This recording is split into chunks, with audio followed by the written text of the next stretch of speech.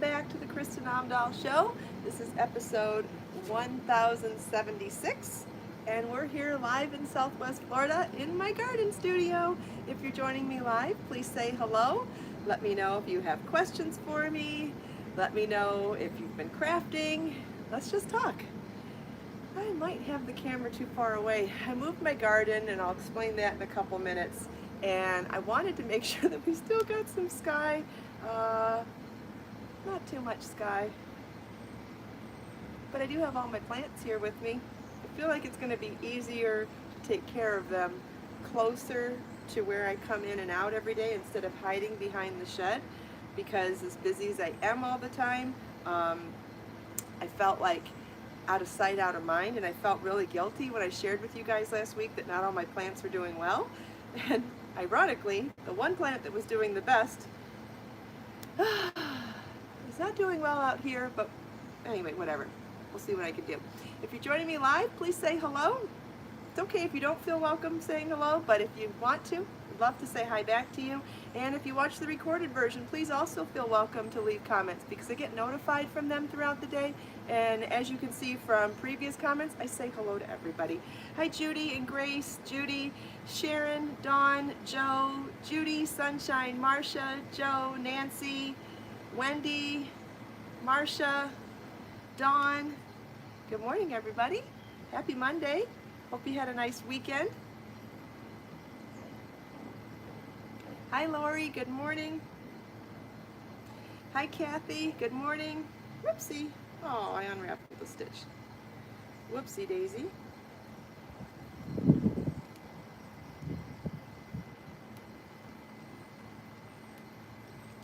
Wait a few minutes for people to pop over from pre-chat and notifications. Give everyone a chance to show up. Hi, Kaylin. Good morning.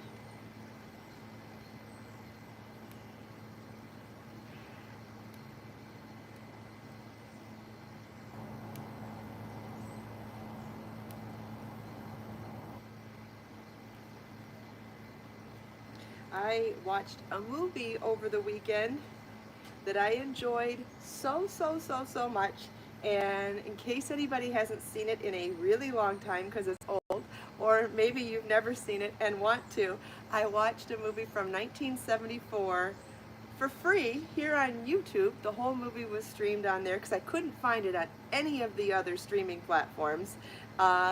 I watched The Life and Times of Grizzly Adams. I don't know if you know this or not, and maybe you're a fan of Grizzly Adams from the 70s TV show, maybe you're not, but it started with a movie in 1974, and then it became a TV show after that.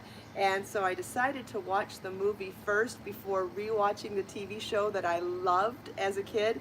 And oh my God, it was so precious. It's this beautiful man, it's a true story, about this man who in the 1800s is falsely accused of murder, and he exiles himself to the mountains, leaving his 8-year-old daughter behind. And once he gets out into the wilderness, he finds a baby grizzly bear who's been abandoned by his mother. Mother's probably been killed. And he raises the grizzly bear as his own, teaches him to hunt, fish, swim, and then they stay best friends as the grizzly bear is grown, and he gets along with all of the animals in the wilderness, and he builds houses, and he makes clothes, and he makes friends with an Indian who he saves his life, and then he teaches him how to tan leather and make clothing. Like, can you see where I'm going? There's so much craftiness and nature-loving, animal-loving behavior in this movie. It's so wholesome. Let me see if I can find the movie real quick. I'll look from my history. I think I can find, let me find the movie, and I'll share a link right here in the, here we go, history. I sent a link to this movie to Marlon last night. I was like, it may be old and corny to you, sweetheart, but I'm going to tell you right now, there are lots of things to love in this movie. So I just shared a link to it if anybody wants to watch it. I had so much fun. Oh wow, Naomi saw it in the theater. That's so cool. It was so wholesome and so sweet. And to find out it's a true story, and I guess there's a documentary on it too. Like, I got to take a deep dive into all this now. But in the meantime, the only place I can find the TV show and the movie streaming was on YouTube, so that's where I'm doing it. Normally, I prefer to go to the regular place. I'm not sure the legality of watching full things streaming on YouTube like that. But gosh, it warmed my heart so much to watch this movie and to watch his interactions with these wild animals. And it's so loving and so pure, just precious. And so if anybody's interested in seeing it, I just shared the link. Let me know what you think. Anyway, I had so much fun watching that while crocheting yesterday. Oh my gosh, Don Tennyson knew him in person. Okay, so you must have known the actor, not the original person, not the original Grizzly Adams, but the actor. But either way, fine, because the actor was absolutely gorgeous. Oh, thanks, Naomi. I didn't know that. Then that makes me feel better. Then I'm sure I watched it legally last night then. Oh, can't wait to watch the TV show next. Yeah, that's why I'm talking about it today, Wendy. It was the most wholesome, pure, heartwarming movie I've watched in a long time, and you know how much I love nature and outdoors and wild animals anyway, that it was perfect for me, and we're more alike than we are different, and maybe someone else would like to see something super wholesome about nature. And a grizzly bear being best friends with a man, like, it's so cute. Oh, and to take a deep dive even further in the documentary and in the information that I read about the true story, I got to read about the bear that was trained to be in the movie. Like, it's all real. Like, it's a real bear, and he's trained by real people, and they trained.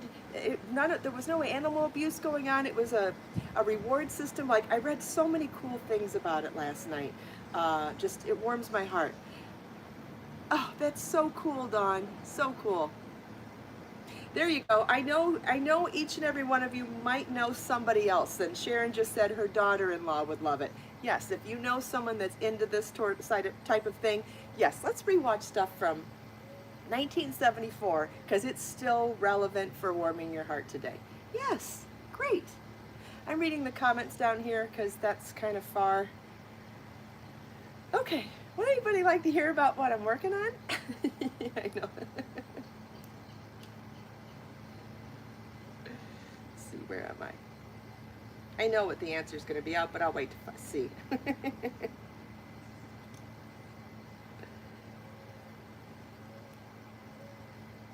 Hi, Chris.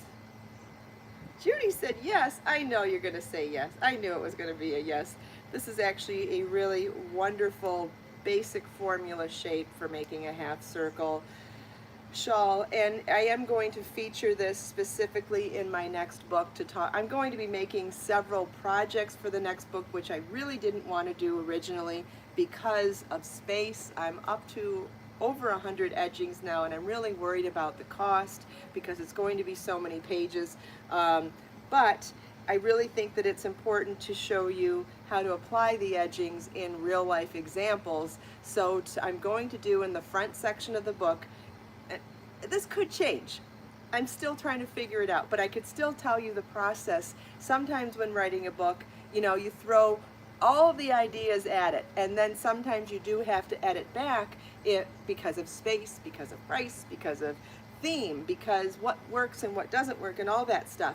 But to start with, I did all the edgings. Now I really want to have a couple of projects in the front of the book. Oh, did I bring the other one with me? No, I didn't. I'm going to bring the other one too. Give me 1 second.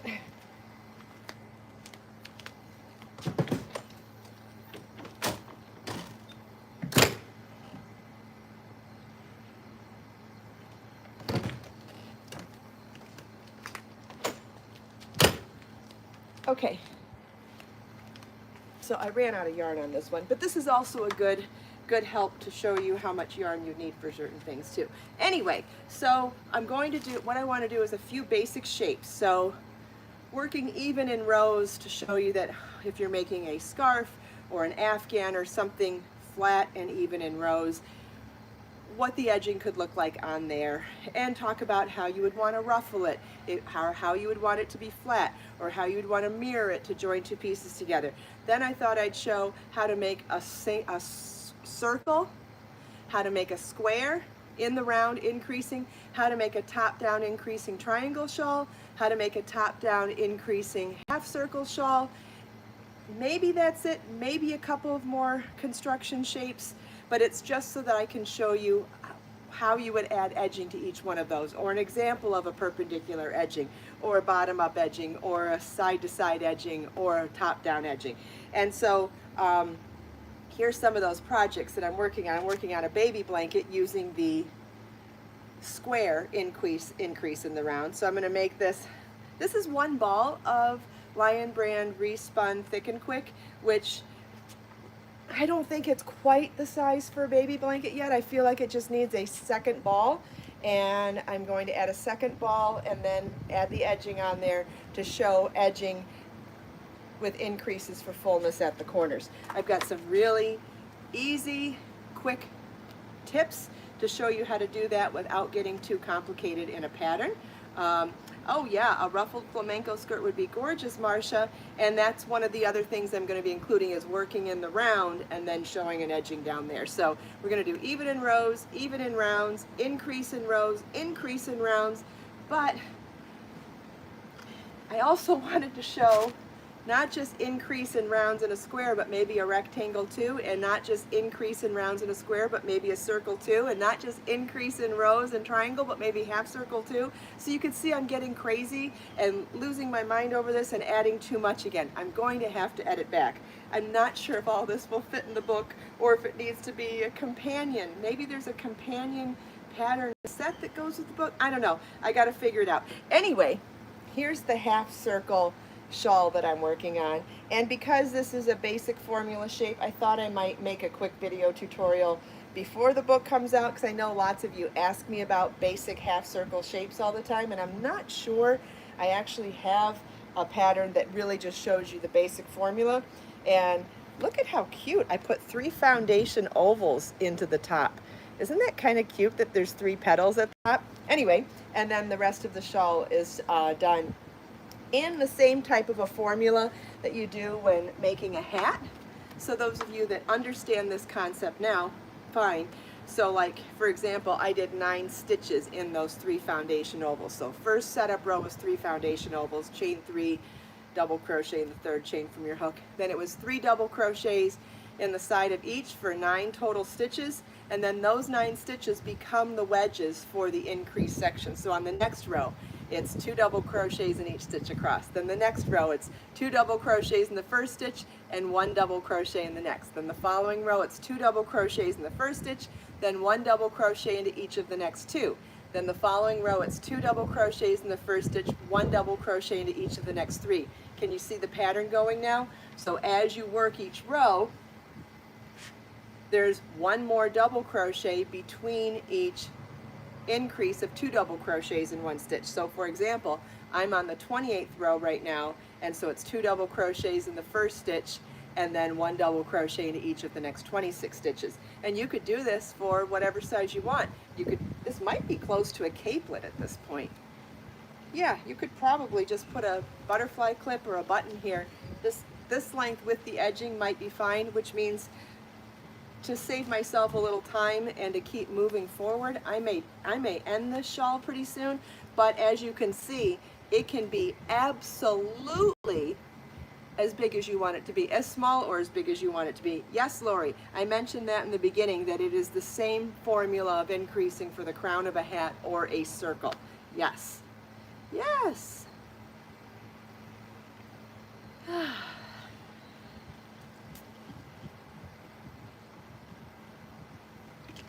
And you want to see a mistake? I think it's very helpful when you get to see that professional people make mistakes too. I think it's very, I don't know, I think there is some comfort in seeing that somebody, or not even just somebody professional, but just other people. I think when we make mistakes, we often shame ourselves and think that we're the only one that does it, or treat ourselves like we're the only one that does it. And I wanted to show you that my first rendition of this half circle shawl. I wasn't really thinking. I knew better than to put so many stitches in the first row, but look what happened when I put too many stitches in the first row. So instead of having 9 increases across, I had 13. And so this one is going to be relatively flat along the top. But I didn't want it perfectly flat across the top either. A perfect half circle does not sit well on the shoulders. So that slight angle up from a straight line actually sits on the shoulders better than a flat half circle. What'll happen is it'll sit here, and that's not comfortable either. But this is too much. This is more like a full cape, where it would come around all the way to the front like a circular cape or poncho, and that was too much increase for what I'm looking to do, and basically for what I get requests for all the time. Often when I make a pattern for a triangle top-down shawl, I'll get requests, how can I convert this to a half circle instead? And the short answer is, with a lot of math. If something's already set up for single increase, double increase, single increase, with working even in rows here, you really can't easily convert that to these wedges like I'm talking about, where you do 9 increases across the row evenly spaced. You could, if you understood the top-down triangular shawl pattern well enough to understand the single increase on the sides here, that is what could be done in each of the 9. We need a board for this. Anyway, does that make sense to anybody? This would not be a beginner tip right now. This would be a little more of maybe an advanced beginner to intermediate tip, but if that's helpful to anybody, great. Otherwise, like I said, if you're more of a beginner, it's better that I just separate the two out into triangles and half circles, because it is actually a completely different design. There is no short answer when somebody asks that. And 9 times out of 10 when someone's asking, it's because they don't understand how to do it, which means a short answer wouldn't work. Does that make sense? All right, does anybody have any questions about any of that? Lori's working on the border of her 3rd Easy Breezy shawl. Wonderful. Yeah, but Anna, learning from your mistakes is the way we learn. Absolutely. So a couple people are bringing up the Easy Breezy shawl right now, and I guess I should save this tomorrow for the crochet along, but we'll talk about it tomorrow too. Check out this version. Somebody made the Easy Breezy crochet shawl and submitted it to me to share on my website, and she embellished the center of the shawl with bright crochet flowers. And I've shown how to add beads in the edging, I've shown how to add beads overall, I've shown how to do it in multiple different weights of yarn, but there's always more ways to embellish something. And so when you get a chance, you don't have to go watch that link right now, because then you'll miss the show, or if you want to, you can. But it's so pretty. She made all these bright colored flowers and just assorted them all down the center of the shawl. It's absolutely gorgeous. Thanks, Anna. I'll show you the plants here in a couple minutes too. Wanted to talk about the yarn first. I've also been wanting to do a little cooking out here. I don't know if you guys want me to do that with you live. I have all the ingredients to make a chilled cucumber soup right now, and cucumbers and fresh herbs, garlic, lemon juice, and yogurt.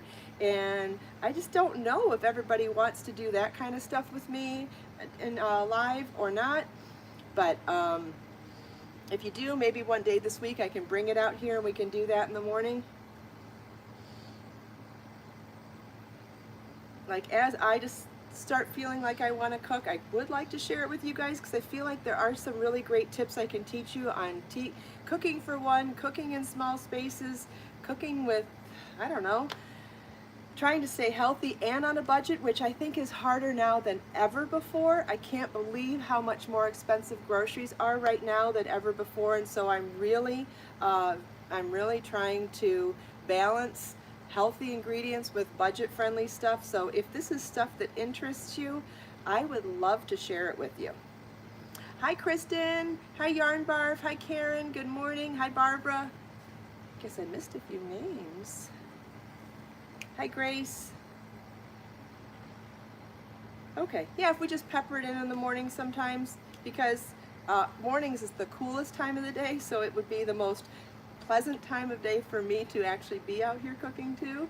I don't like cooking inside because it's so easy to fill a small space with cooking odors, and I'm already balancing Bjorn's food and his litter box. And I'll tell you, the litter box that I have, and thanks to Gina who suggested it to me, is the most amazing litter box I've ever owned. And I've owned litter boxes from really crappy cheap stuff to high-end electric ones that automatically scoop, and this one is not expensive. It's in my Amazon shop. Let me see if I can find it. It's the way it's set up. Everybody that walks into my RV goes, I can't believe I don't smell litter box in here. And I say, I know. How is that possible? I actually have my litter box set up right next to the dinette, right in the main room. You never smell urine, you never smell anything else. It is so freaking clean. Let me find it. I do think that it's time to do an update in the RV too. I'm approaching my 3 months full time now. I think maybe like in middle of this month will be officially 3 months that Bjorn and I have officially been living full time in the RV. So I know it's a time to do an update there. I didn't do this right. Hold on a second. There we go. Okay, so we'll go over here. Like, I don't even think it matters what kind of house you live in, how big or small of a space you live in. Everybody has, if you have a cat and you have odor problems with your litter box, this is good for anybody with a cat, but I can't begin to tell you how amazing it's been here.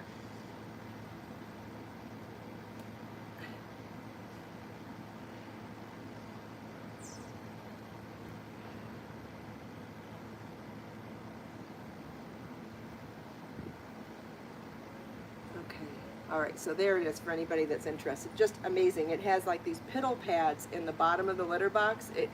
There's no smell. No smell. It blows me away how amazing it is for something so simple. I did not expect that. Anyway, all right, does anybody have any questions? What else did I bring out here? I brought something else out to show you. And I wanted to show you the plants too. So let's grab the camera and turn it around. Oh, Laura, your daughter uses that. I'm sure she raves about it too. I can't imagine anyone using it and not raving about it. Oh, Joe, you do it too. Okay, yeah. So it's not new to everybody. It's just new to me, but it's amazing. Just amazing. No smell. All right, so my orchids, I don't know. They look harsh. I think this is so harsh out here.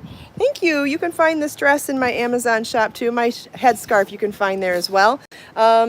So here's my spider plant. It's 5th generation in my family, one of the oldest plants I've ever seen.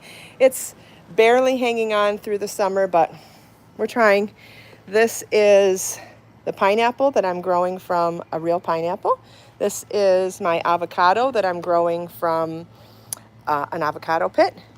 Chicks and hens, little cactuses. My poor orchids, they are not looking great. But I'll tell you what, they are all still flowering and all still have buds on them. Like, I don't even know what to say. More chicks and hens. And then this is the saddest thing. I lost my cool this weekend. So right after I set this all up, so I moved it from the back where it's gross. My poor plumeria, I don't know how it happened. It sure seems like somebody came over here and sabotaged it. They snapped it in 3 pieces. I hate saying that I think someone did it, but I can't imagine that the wind would take my poor plant, and I don't think knocking it over, it wasn't windy. I don't know. I don't know how to wrap my head around it. I don't know how to wrap my head around it. Anyway, the good news is, once I stopped crying and feeling sorry for myself, which I definitely did at first, it's the only plant, it's the only plant in the ground that I took from the old house. And so it reminded me of all the aloes I left behind and my lemon tree that I left behind. And it upset me so much. But then I remembered, this is an easy to propagate plant. I already have, what is it called? Shoot. There's something I have called root hormone.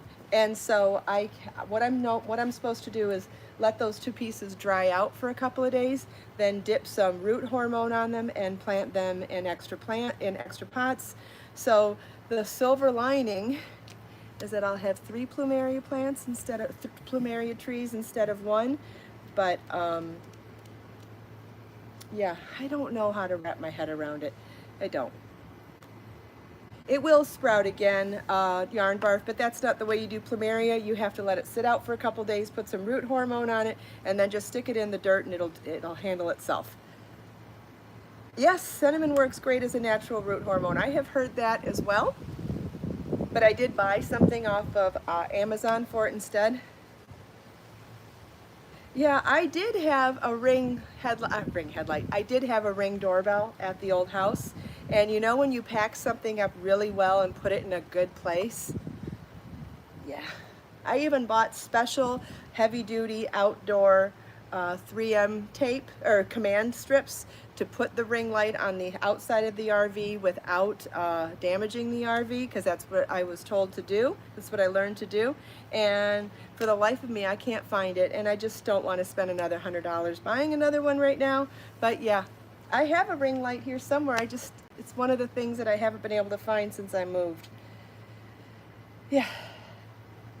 Yeah. Yarn barf. I've heard of that for roses, where you dip the end of a rose in honey and then into a potato. I'm not sure what all plants that works for. Hi Luna, good morning. Oh, that's right. I was going to look for a book. I know I brought it out. Where did I put it? There it is. All right. I was thinking we could quickly find a quote in here to read, and then we'll close our eyes for 30 seconds. Okay. Oh, this is from Balthasar Gracian. This is from Create, Share, Inspire Notebook, Volume 1, Issue 6. To play with cards exposed is neither useful nor in good taste. Do not disclose your inner self to anyone. Not sure I agree with that 100%. I think you do need to be vulnerable at times, but I do believe it's important to pick and choose when to be vulnerable and when to not have your cards exposed. Oh, yeah! What song does that remind you of? Kenny Rogers. Gotta know when to hold them, know when to show them, know when to walk away, and know when to run. How funny that one quote turned into another one. Oh man, I gotta look up I gotta see if those are chords I can play on my guitar. I would love to be able to play that song on guitar. Oh, you want a guitar update? I learned how to play Stand By Me on my guitar this weekend.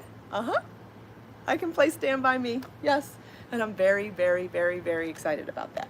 It's only 3 chords, 3 easy chords that I know how to play, or 4 chords. Okay, so, all right, let's close our eyes for 30 seconds. Okay, if you want to close your eyes with me, you can. If you don't, that's fine. I'm just going to close my eyes, count to 30, give or take in my head, and just listen to all the sounds around me and kind of just reset my brain, take a deep breath, and relax to get my mind right to start the week. So, starting now.